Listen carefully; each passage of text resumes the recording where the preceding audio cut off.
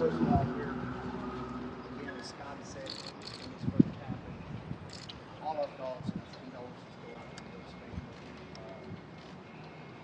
On behalf of Scottie, I've actually been in contact with the family, and he wishes to express his personal condolences to them.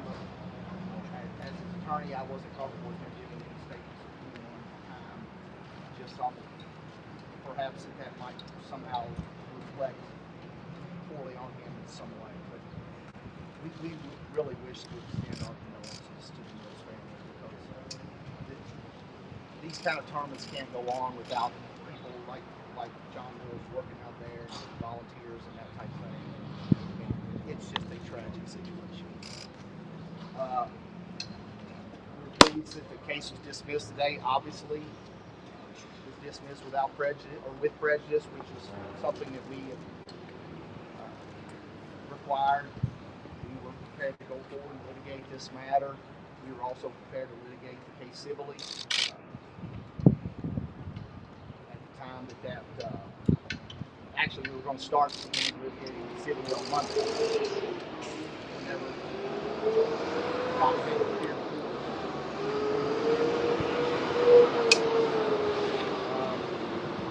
not wish to do that. He wants to move on and have him restored.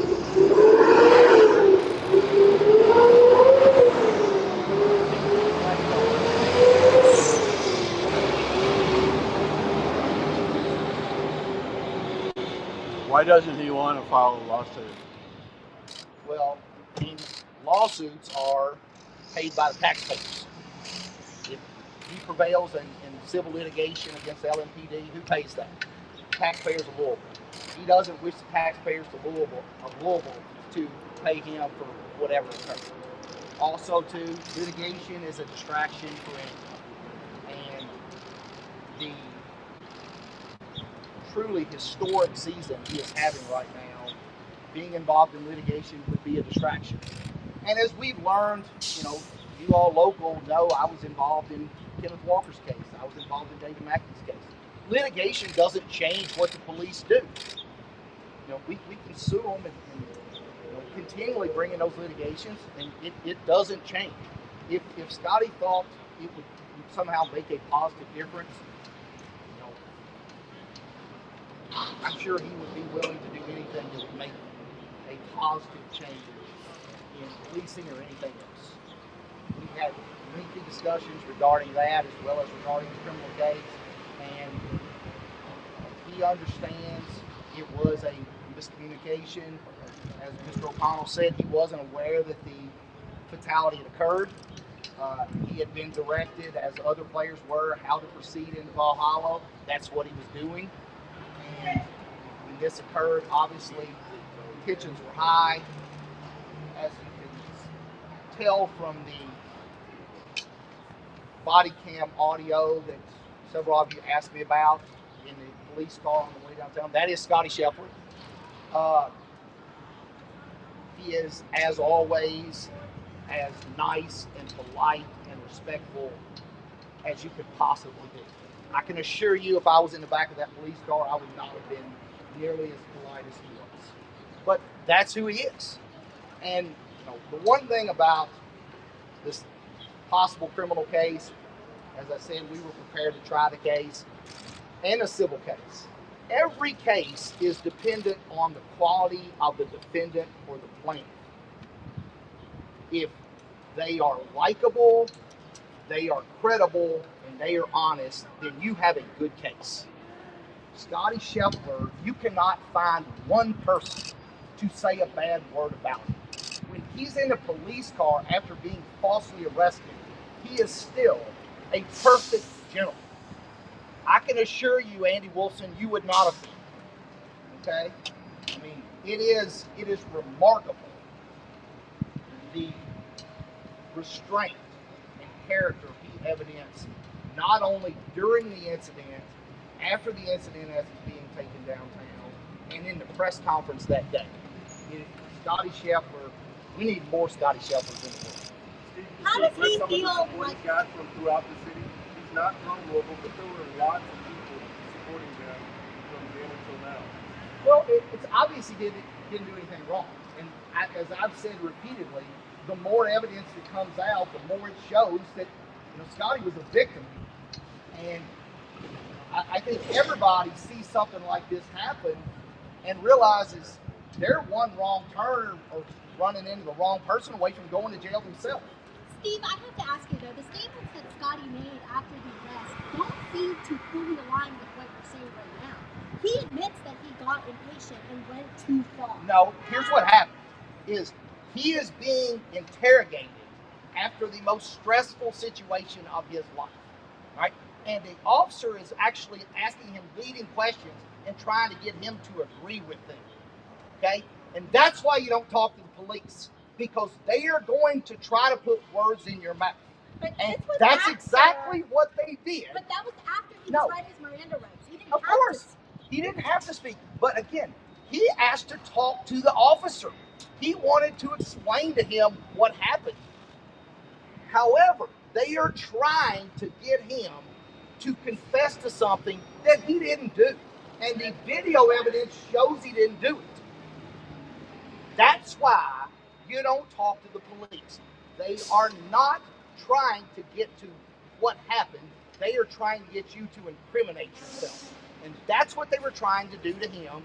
And he didn't incriminate himself. He continued to show the quality of his character by trying to diffuse the situation. Detective Gillis tell the truth? He specifically says the words verbatim. He just hit me with his flashlight. Do you believe there are grounds for a lawsuit if he so chooses? There are absolutely grounds for a lawsuit. He doesn't want to be involved in it. Again, because who pays? The taxpayers of Louisville. Scottie Scheffler doesn't want the taxpayers of Louisville to have to pay him a dime. He wishes to move forward in this case. Should there have been...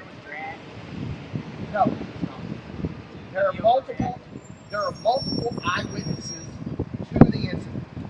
The actual initial contact that I've spoken with, I have statements from, that the county spoke, the prosecutor's office have spoken with, that confirm that he was not dragged.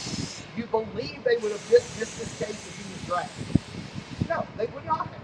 That did not happen. Did the detective tell the truth about what happened? People make their own decisions on that. How is Scottie doing today, Steve? News of this, how's he feeling? He's happy it's over. He wants to move on. He's still the best golfer in the world, so there's a lot he said for that. And he's glad it's over. Just speak to him right after the hearing, confirming that was him in the body cam video. That is him speaking.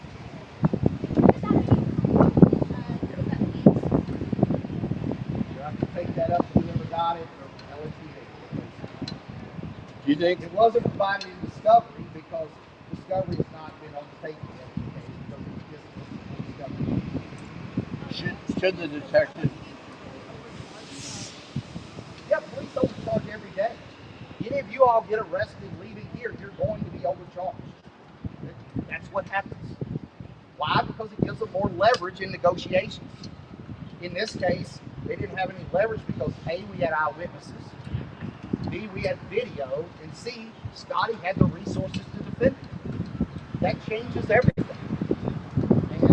But yes, police overcharge every day, every place. Do you believe this was an overreaction? And two, have you seen photos of any of the injuries or the officers you What I believe is important, my job was to represent my client, who, again, I represent people in criminal charges all the time. And people ask me, how do you represent somebody you know is guilty?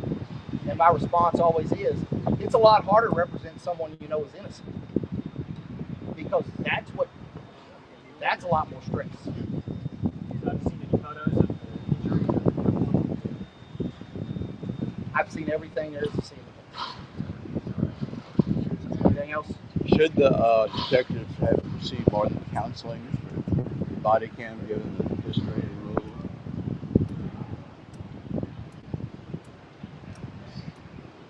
Well, should they have received counseling for the body cam? No, more than that. Yeah, or the fact that a guy was falsely arrested.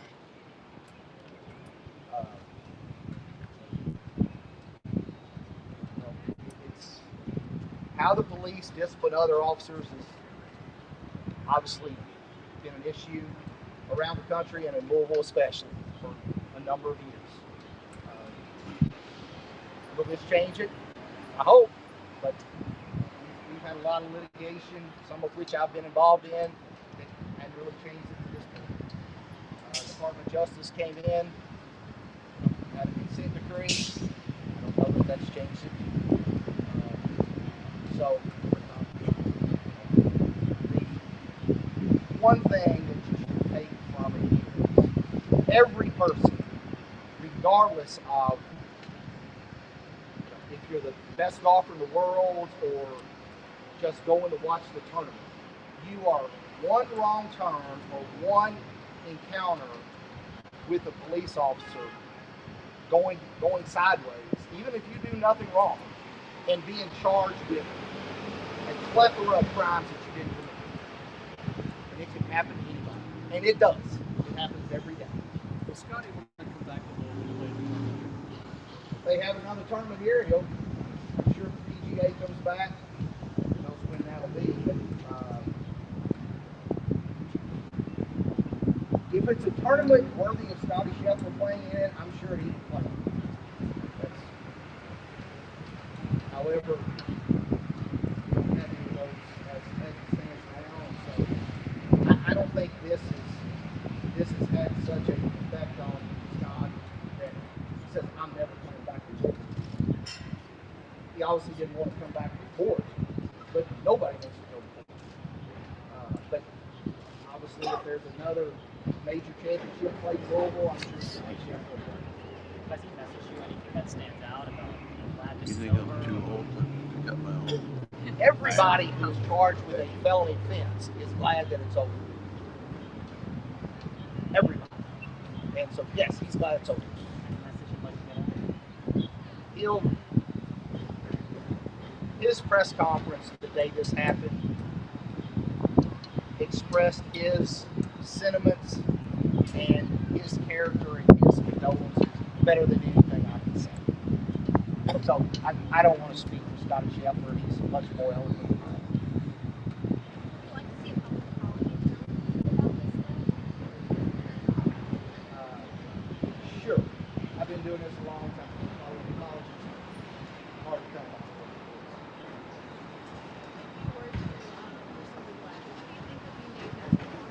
We're not. So it doesn't matter. We were prepared to go forward beginning the day of the arraignment, the civil litigation, where it is Scottie does not wish to do that. For the reasons are stated. He has no desire to A, be involved in litigation, and B, try to recover money from the taxpayers of Louisville. I've already addressed that. He was polite as always, and really trying to diffuse the situation. With the agreement not to pursue civil litigation, let me make that one. We're not, obviously, it's not Scottie's desire to pursue civil litigation. I've made that clear to the county. That was not some sort of quid pro quo regarding the criminal case.